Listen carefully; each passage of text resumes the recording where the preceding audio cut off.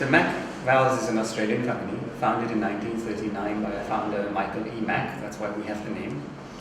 We've been in operation for 75 years now. And during that time, we were focused essentially on the Australian industry, first in the mining industry, then the defense industry, making defense valves, and then through the 70s, water industry valves and cryogenic industry valves in Australia. In 2010, we decided to invest outside of Australia and came to India, got that wrong, and now in 2014, reopening a new factory in a new location in India.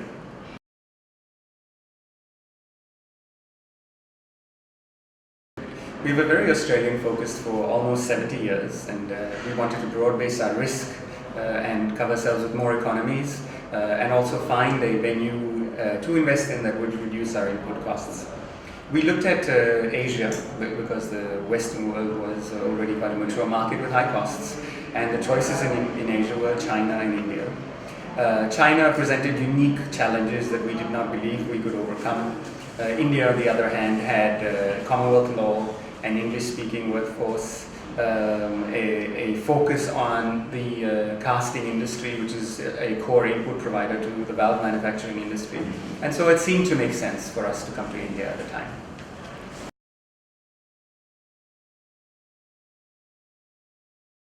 We had many challenges and many mistakes that we made in investing to India, in India. The three major ones were, we first chose the wrong location. We went to Rajkot, which is where our input raw material providers were, where the foundries and casting companies were. And that's the equivalent of investing in the Australian town of Kupapidi.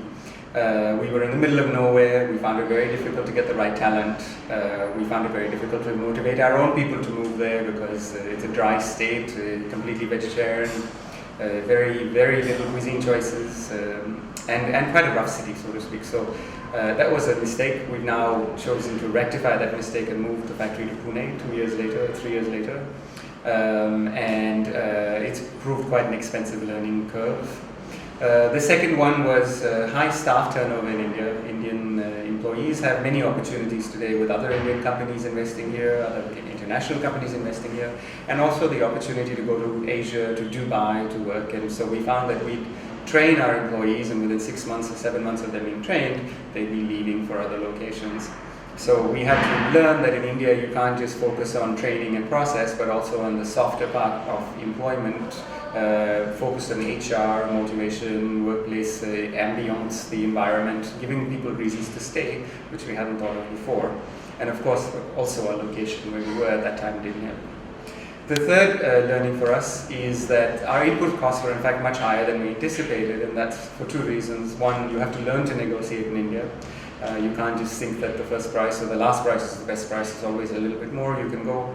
And secondly, the cost of quality. We had a lot of quality issues when we first started here, and that in fact increased our quality cost by over 50%. So we started at a cost that was similar to Australia, and then worked backwards to meet our original assumptions of coming here, which was to be at least 30% lower in our costs.